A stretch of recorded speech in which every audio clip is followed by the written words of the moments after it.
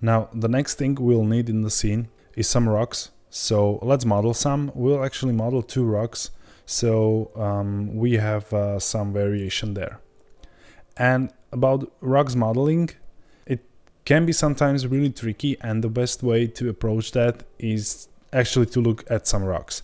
So basically, when you're planning to model some, go online, Google some rocks, look at all the different types and sizes and how they are shaped. Pick one and try to recreate it, so you have some pretty good approximation how the rock would actually look like in the context and in the environment you're trying to recreate. Let's start with the cube. So let's press Shift A and to add a new object and click cube. Now we can tab right into it to enter edit mode, and let's slice it up a little bit. We'll do some loop cuts. I want to slice it on the Y and X axis, so press Ctrl R to make a loop cut and do one here. You can press escape to leave it at the middle and do another one here. Press escape and it's ready. Now we'll press A to select all and scale the whole cube on a Z axis, so while still in edit mode. So let's press S and Z to lock it on the Z axis and scale it down a little bit, just like this.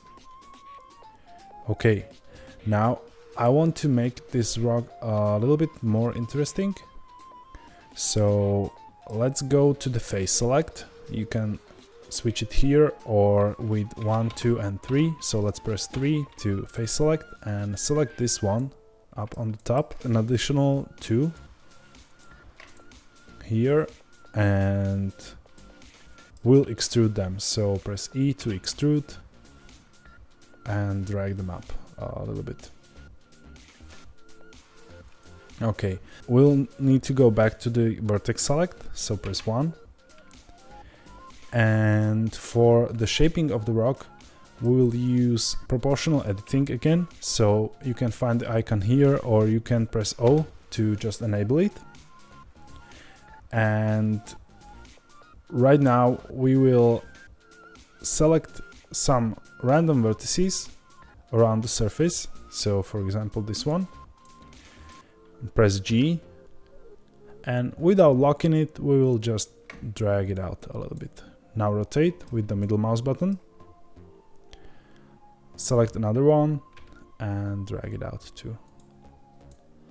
And we can repeat this along the whole surface. And press this one. Remember, we are rotating with the middle mouse button. Left click to select, G to drag, and drag it out. And remember, you can always use the mouse button while dragging to adjust the fall off of the proportional editing. Okay, so we have something like this. We can continue the shaping of the rock by dragging some other vertices. So for example, you can select the top one here and drag it up a little bit, and you can select this here and drag it. Let's make the proportional fall off smaller and just make some adjustments. Remember, this doesn't have to be perfect. You are shaping an natural object, so no rules here. And yeah, basically the most important thing is the reference, to have the approximate idea how the rock should look like. And one other thing you can use here is to use the edge slide that I shown you on the tree modeling, where you select the vert and press G twice. If you do this, you can see the proportional editing doesn't work, and that's fine. That's how it should work. So yeah, and we can just slide these around, maybe this one a little bit here. Let me drag it let's turn off the proportional editing with O, press G, Shift Z to lock it, and drag it on the X and Y axis a little bit here, so it's not that steep, and adjust a little bit. Yeah, so you can play with this for a pretty long time, and if you're satisfied with the shape, which I'm starting to think that this is quite nice, and we can use this as a rock, then you can do one other trick, and that's to use bevel. And bevel tool is located right here in the toolbar, and it creates additional geometry around the edge or face you want to bevel. Let me show you how this works. When we switch with the 3 to the face select, I select the face, and I can use the bevel here to just drag it out and do some additional geometry here. Or you can press 2, select just one edge, and bevel that one. But you can use this for vertex too. So if you switch back to the vertex select with 1 and select random vertex, you press Ctrl B, which is a shortcut for bevel tool, but you see that nothing happens, and you have to additionally enable the vertex mode for the bevel. And there are several ways how to do that. If you were to use the bevel tool and try to drag it out, then release, you can see there is a contextual bevel menu here, and there is a checkbox saying vertex only, and if you select that, you enable that. But you didn't see how much you actually beveled, so you need to adjust the size here. And again, this is quite tedious, and there is a much better way how to do this. So let's just go back with Ctrl Z, and I will use the shortcut Ctrl B, and then press V to enable this vertex bevel. And I can adjust the size with the mouse as I want, and now click to confirm, and I have a nice bevel. Yeah, and I like to use these bevels on the objects like the rocks or cliffs or something like that, because you can always just press Ctrl B, V, and make a nice bevel. But beware, sometimes this creates a distorted geometry. The vertex that is pointing out of the geometry is a good example, because you can do bevel with no problem there. So that's just something to keep in mind. But we can go a little bit crazy here. Yeah, this is another example. You see how it appears that the face is actually tilted here, but when you look from this side, there is an invisible edge here that breaks up the new geometry. So let's create some more of these.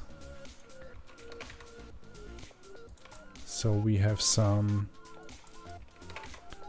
interesting rock geometry here. It's always just pressing Ctrl B then V and dragging it out. Okay, now if you tab out, let's maybe GG this one, G and G to edge slide. And if you tab out, I think this is pretty nice rock. Maybe we can bevel this one too. Yeah, so this is how you create some basic low poly rock. Now let's rename this object to rock. And we can G and X to move it a little bit away, and let's create another one. Let's press Shift A and click cube to create a new cube. Tab in to enter edit mode. We want to do 2 cuts this time, So adjust the number of cuts with the mouse wheel after you press Ctrl R, confirm, and then again Ctrl R, adjust the number and confirm with the left click, and you can cancel the positioning with the escape. And let's scale this down. So let's press S and then Z to scale it on the Z axis. And go to the face select again. This will be very similar to the method we used to create the first one.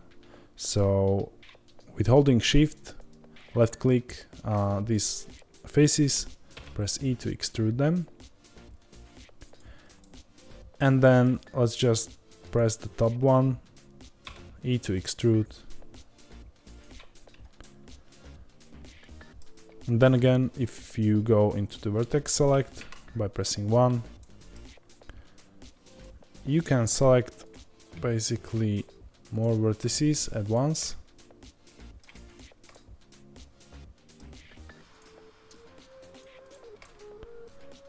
And just scale it up. Maybe we can go to the face select by pressing 3 and scale this down.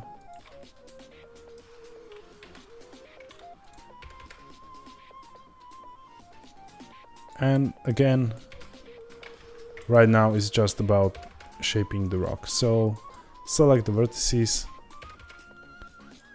and you can edge slide by pressing G twice, or you can use G to grab them, or you can press O to enable proportional editing and just drag them around.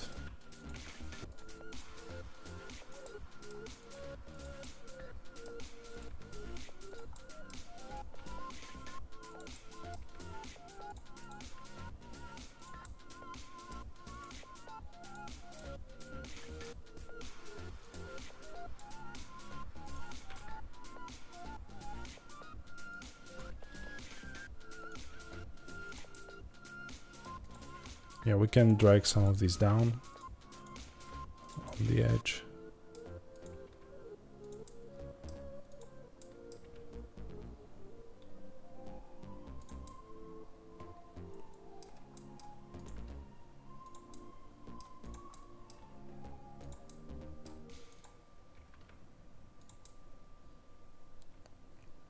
Okay, and now the last part, we can do some of those bevels. So left click some vertex, Ctrl B, and then V to enable vertex mode. And just go crazy a little bit. You can create some of these bevels here and there. But it's a good habit to... Now, this is the good example of the distorted polygon. This wouldn't work so much, so I will cancel that and I will create these bevels elsewhere. And remember to do these things in moderate amount, because if you would bevel every vertex, it would lose some of its interesting nature on the object, and basically it would become uniform. So you want to avoid going overboard with these bevels. Yeah, okay, I think there's another nice rock.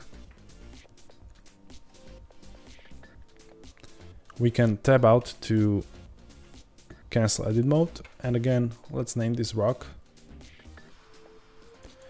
And we don't have to add any number or something like that, just write rock and enter, and you can see the Blender automatically renames the object and gives it a suffix with the number. So this is quite useful. You can always name the object of the same type with just the name, and Blender adds the numbers automatically. We can now hide these rocks in the outline view. Don't forget to save and continue to the next chapter.